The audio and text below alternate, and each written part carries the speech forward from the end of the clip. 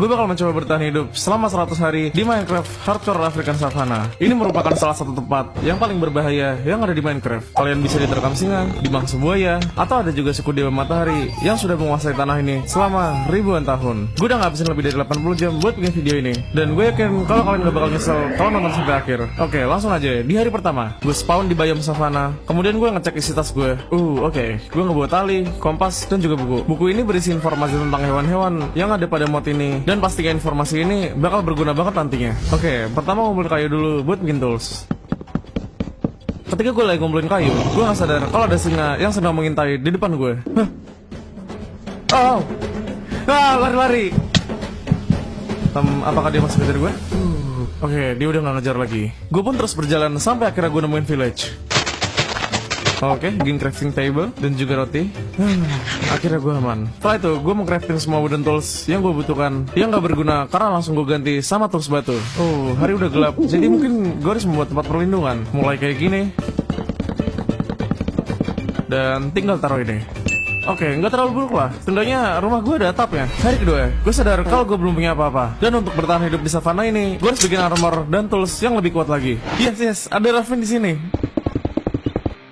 Let's go! Full iron armor dan tools di hari kedua. Setelah mendapatkan iron, gue langsung lagi mining dan mendapatkan diamond. Oke, bikin diamond pickaxe. Dan gue bakal pakai diamond pickaxe ini buat nyari lebih banyak diamond lagi. Gue pun terusin mining sampai hari keempat dan mendapatkan lebih banyak diamond lagi. Nice! Sekarang udah cukup buat bikin diamond chestplate. Karena udah mendapatkan 2 diamond armor, gue merasa aman dan balik lagi ke rumah. Kemudian membuat farm karena ingat gue main di Minecraft Hardcore. Dan kalau gue kelaparan, gue bisa mati dan gak bisa spawn lagi. Dan gue lupa ngasih tahu kalian kalau gue gak cuma bertahan hidup selama 100 hari di sini, tapi gue juga punya beberapa misi yang harus gue selesaikan. Yang pertama, gue harus bikin full enchanted diamond armor sebelum hari ke-10. Karena seperti yang kalian lihat di hari ke-1, gue hampir aja jadi makanan siang singa yang kelaparan. Misi kedua adalah membuat kebun binatang untuk menaikkan populasi hewan di savana ini. Yang terakhir, gue harus membebaskan savana ini dari dewa matahari yang sudah menguasai wilayah ini selama ribuan tahun. Tinggal 6 hari lagi sebelum hari ke-10 buat ngebikin full enchanted diamond armor. Jadi gue mau mencari lava pool terdekat buat mencari obsidian. Oke, obsidiannya udah, tinggal nyari diamondnya aja. Saat gue balik ke atas, ternyata udah hari kelima. Jadi sekarang waktunya buat nge-enchant tools dan armor gue. Tapi tunggu dulu. Buat pakai enchantment table, gue butuh buku. Dan gue belum punya buku. Tapi tenang aja, gue tahu di mana tempat ngedapetin buku. Misi, karena gak ada yang baca buku ini, jadi gue bakal ambil beberapa. Bikin ini, terus taruh bukunya kayak gini. Coba kita lihat apa yang kita dapat. Oke, efisiensi 2, nggak apa-apa. Kemudian armor. Masa cuma protection 1? Oke, bakal gue ambil juga daripada nggak sama sekali. Dan efisiensi 1 buat kapak. Di mod ini, gue bisa bikin beberapa item tambahan kayak ender lantern ini, yang bakal gue kasih tahu nanti apa kegunaannya. Bikin portal kayak speedrunner. Sumpah, ini bukan settingan. Ya, portal gue langsung nge-spawn di Nether Fortress. Dan tiba-tiba gue diserang dari segala arah. Mati lu. Cepat, gue butuh stick lu. Yes, ayo cabut-cabut. Setelah itu, gue balik lagi ke overworld. Ada enderman di sana. Tinggal bikin lanternnya. Gue bisa ngeliat tembus pandang. Setelah ngebuat ender lantern, sekarang gue bisa ngeliat tembus pandang. Jadi, gue pun ngabisin dari hari ke-6 sampai hari ke-8 buat nyari lebih banyak diamond lagi. Kemudian membuat armor dan tools, dan juga nge-enchant semua armor dan diamond tools gue. Lihat siapa yang ada di luar sini. Oke, dia ngedrop dulu. Coba kita cari bisa buat bikin apa. Ternyata bisa upgrade tas. Dan bakal nambah sedikit inventory tasnya. Oke, ternyata misi pertama kita udah selesai sebelum hari ke-10. Jadi di hari ke-9 sampai 10, gue ngumpulin bahan-bahan buat bikin zoo atau kebun binatangnya. Jadi gue bakal ngebuild kebun binatangnya di sini. Dan ini dia desain kebun binatangnya. Gue bakal ngebangun 10 kandang, dan di setiap kandangnya bakal gue isi sama spesies hewan-hewan yang berbeda-beda, serta desain kandang yang sesuai dengan habitat mereka. Di mod ini juga kita bisa bikin jebakan yang gunanya adalah untuk menangkap hewan-hewan. Contohnya kayak gini. Muatkah ini buat nangkap gajah? Dan dia bakal keluar lagi kalau gue klik kanan. Jadi di hari ke-11, gue pun mulai nangkepin hewan-hewan kayak gajah, kanguru, dan juga gazelle. Kemudian di hari ke-12, gue membuat kandang sementara untuk hewan-hewan gue yang hanya terbuat dari pagar kayu. Gue juga nemuin kawanan kura-kura ini di dekat rumah gue, jadi sekalian aja gue masukin ke kandang. Sekarang kalian aman di sini. Gue juga membajak gajah milik Wandering Trader. Yeay, sekarang udah jadi milik gue. Setelah itu di hari ke-13, gue memasukkan sisa hewan yang udah gue tangkap di hari ke-11 kemarin. Di hari ini juga, gue nangkep hewan-hewan lain kayak singa, buaya, dan tiba-tiba ini terjadi. Anjir, kenapa ada 3 singa di sini? Gue mau keluar, tapi untungnya akhirnya gue bisa keluar dari lubang itu dan pergi menyelamatkan diri. Hari ke-14, tiba-tiba suku Dewa Matahari mengepung rumah gue. Jadi gue pun segera naik ke gajah gue dan pergi melawan mereka semua. Sebenarnya mereka nggak memberikan damage yang sakit sih, tapi karena jumlah mereka yang banyak, jadi gue pun tetap harus hati-hati. Mau kemana lo? Iya. Dan akhirnya untuk sekarang gue berhasil mengalahkan suku Dewa Matahari yang menyerang base gue. Dan gue juga mendapatkan topeng ini yang memberi gue kekuatan untuk berlari lebih cepat. Di hari ke-14 tidak jauh dari rumah gue melihat sesuatu. Oh, itu kayak pemukiman tempat tinggal suku Dewa Matahari. Jadi gue pun pergi mendekat ke tempat itu naik gajah gue. Tapi tiba-tiba gue diserang lagi sama pasukan suku Dewa Matahari. Ayo sini lo mati satu-satu. Gue pun berhasil mengalahkan pasukan Dewa Matahari lagi dan langsung aja gue serang raja mereka. Dewa Matahari malah menghujani gue dengan kekuatannya. Jadi karena gue gak kuat, jadi buat sekarang gue bakal mundur dulu. Udah gak nyerang lagi.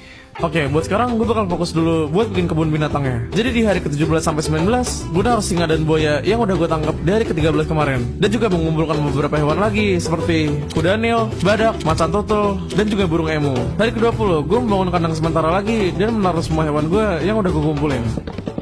Oke, jadi gue udah nangkap semua hewannya dan gue bakal mulai ngebangun kebun binatangnya. Tapi sebelum itu, mari mengumpulkan beberapa bahan buat bikin kebun binatangnya. Gue pun nebang pohon di hari ke-21 sampai 25, kemudian ngebuat stand generator ini di hari ke-26. Jadi gue bakal AFK beberapa hari di sini dan ngumpulin banyak banget batu.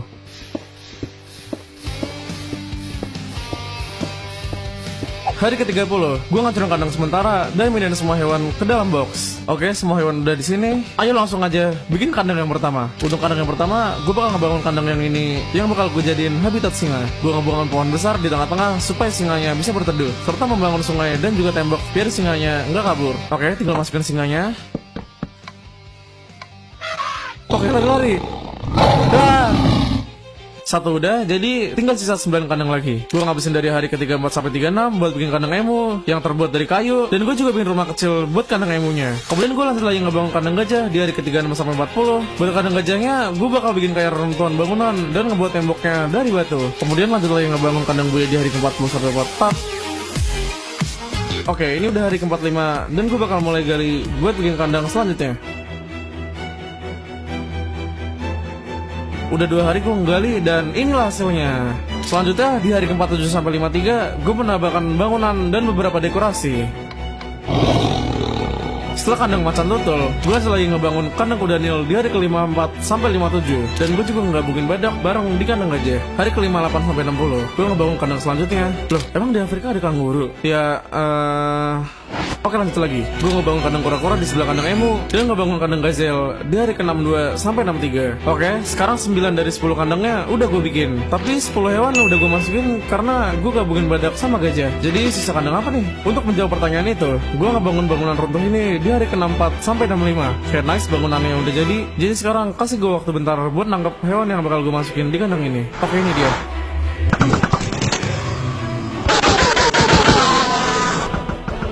Nah, ini dia yang gue cari. Oke, hancurin ini semua.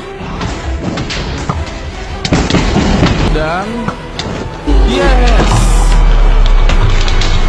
ambil ini. Bener, ini adalah telur Ender Dragon. Dan dengan telur ini, artinya sekarang koleksi kebun binatang gue udah lengkap. Sekarang adalah hari ke-73 dan gue udah nyelesain misi kedua gue. Dan sekarang saatnya gue bersiap untuk mengalahkan Dewa Matahari. Jadi di hari ke-74, gue mencari diamond lagi untuk menggantikan tools gue dan armor gue yang udah sekarat. Dan gak enchant lagi armor dan tools gue di hari ke-79. Di hari ke-80, gue merekrut beberapa pasukan ke wortel. Dan sekarang mereka bakal setia mengikuti apa yang gue perintahkan. Oke, sip, following. Nice, mereka nurut. Dan gue juga bisa ngasih senjata dan armor buat kanguru ini juga. Dan akhirnya persiapan gue sudah matang di hari ke-81. Inilah dia saatnya. Hari ini kita akan membebaskan tanah ini dari perbudakan suku Dewa Matahari yang sudah menguasai tanah ini selama ribuan tahun. Jadi dengan cepat gue dan pasukan gue pun menuju ke pemukiman suku Dewa Matahari. Dan langsung aja gue serang raja mereka pakai panah gue. Oke, pas start bergerak biar nggak kena laser matahari. Dewa Matahari pun mengeluarkan dukun saktinya. Jadi sekarang dia pun imun terhadap segala serangan. Gue harus kalahin dulu yang kecil-kecil. Gila. Dia mengeluarkan kamehameha. Tapi untungnya salah satu pasukan kanguru gue berhasil mengalahkan dukun dari Dewa Matahari. Oke, sekarang dia udah gak punya pelindung. Ini dia kesempatan gue. Ayo, bikin lagi padahal. Oh, nice pasukan kanguru gue. 2 hit lagi.